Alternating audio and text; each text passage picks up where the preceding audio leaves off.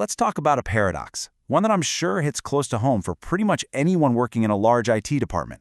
Here's the thing, it's not about a lack of effort. People are working incredibly hard. The real problem, the reason things fail, is that the picture breaks apart. So let's really dig into this question, because it can be so frustrating, right?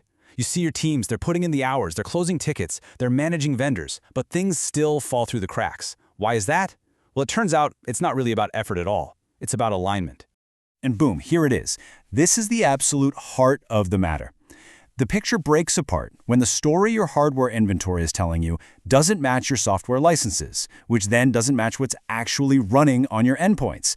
You end up with all these different versions of the truth, and that's exactly where the chaos begins. Okay, so let's really explore what that fragmented reality looks and feels like for the people who are actually on the ground. This is the chaotic status quo that, so many IT teams are just battling day in and day out. Sound familiar? I bet it does. These are the symptoms. That sudden out-of-nowhere audit from a big software vendor that sends everyone scrambling. Finding out you're paying for literally hundreds of software licenses that nobody is even using. Watching your security policies just slowly drift out of compliance. These aren't just one-off problems. They are the direct result of a disconnected operational view that's basically held together by spreadsheets and, honestly, sheer heroics. Now, this is a big one because it completely reframes the whole conversation.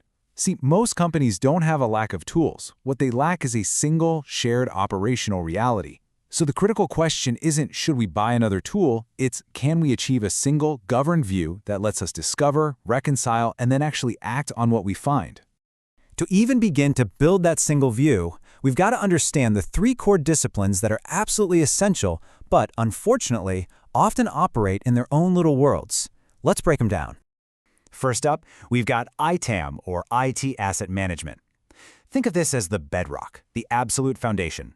It just answers the basic question. What stuff do we actually have? What devices? Where are they? Who's responsible for them? If you don't get this part right, pretty much every other program you have, from saving money to managing risk, is basically built on sand. And layered right on top of that bedrock is the next pillar, Software Asset Management, or SAM. This is where the money is, folks. SAM is all about connecting what you're allowed to use with what's actually installed and, crucially, what's being used. When you get a handle on SAM, your renewals suddenly become data-driven instead of panic-driven, and you just stop wasting money. It's that simple. And finally, we have ESM, Endpoint Software Management. This is where the rubber meets the road. It's all about operations out there at the edge, on laptops, servers, mobile devices. We're talking deployments, patching, updates. ESM is how you make sure your entire fleet of devices is running securely and you avoid those dreaded, wait, I thought we patched that moments. Look, on their own, each of these pillars is valuable, no question. But when you put them together, they answer that ultimate executive question. What do we have? What are we paying for? And are we running it all safely? And the technology that finally connects all three is Agentic AI. Now, AI is a total buzzword. We all know that. So let's be super clear about what we mean here. A passive dashboard, it just gives you a static picture of a problem, a snapshot in time. Agentic assistance is totally different. It's always on. It's continuous. It doesn't just show you a problem. It actually guides you through a workflow to fix it. And it gives you the evidence you can trust along the way. And here's a really important guardrail, something that's worth saying out loud. We're not talking about some black box that just makes decisions for you.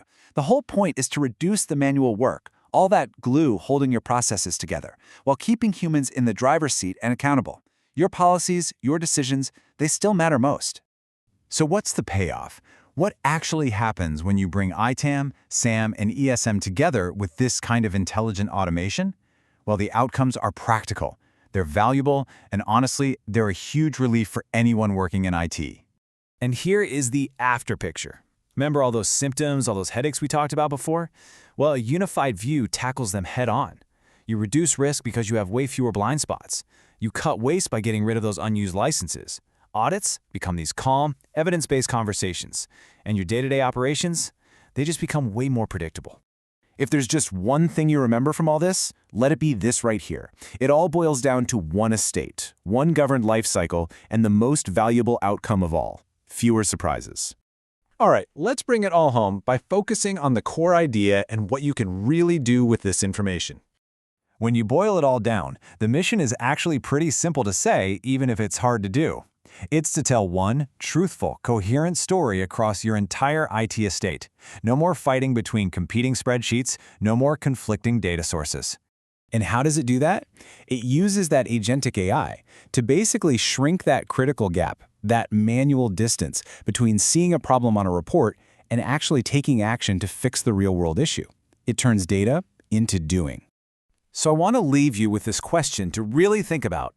In your own organization, with your own teams and your own unique challenges, just how many of those fires, those panicked meetings, those budget surprises could you get rid of with just one coherent, truthful view of your IT estate? Thanks for tuning in.